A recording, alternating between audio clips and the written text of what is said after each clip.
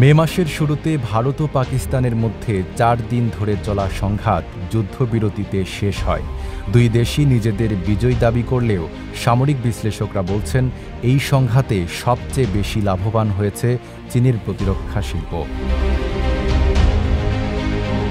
২২ April কাশ্মীরে পর্যটকদের উপর হামলার জেরে ৭ মে ভারত অপারেশন সিন্দুর নামে পাকিস্তানে বিমান হামলা চালায়।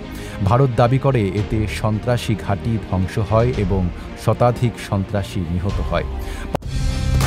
কালার এক্সপার্ট, জর্জ স্যাপ এবং মাইল্ড অন হ্যান্ডস টেকনোলজি সমৃদ্ধ অরিক্স ক্রিস্টাল ওয়াশ আপনার লন্ড্রি এক্সপার্ট। পাল্টা জবাবে পাকিস্তান ড্রোন ও যুদ্ধবিমান দিয়ে আক্রমণ চালায়।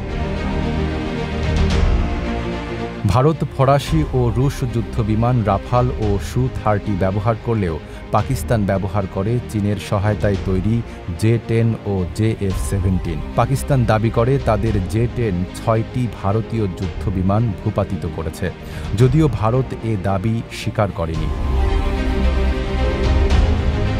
সংঘাতে চীনা প্রযুক্তির বাস্তব যুদ্ধের অভিজ্ঞতা পাওয়াকে অনেকেই দেখছেন বিশাল লাভ হিসেবে। চীনা কর্নেল ঝৌ বো বলেন, এই সংঘর্ষ চীনের অস্ত্র শিল্পের জন্য এক প্রকার বিজ্ঞাপন। সংঘাতের পর চীনের চেংদু এয়ারক্রাফট কোম্পানির শেয়ারের দাম বেড়েছে প্রায় 40%।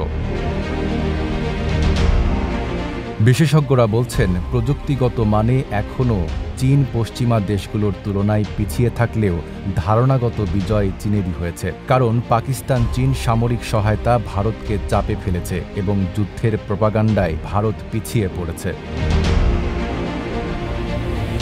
এই সংঘাতে চীনের লাভ শুধু কৌশলগত নয়, বরং অস্ত্র বাজারেও তারা এগিয়ে গেছে। এটাই এখন আন্তর্জাতিক নিরাপত্তা বিশ্লেষকদের মূল পর্যবেক্ষণ। Desk report, Dhaka post.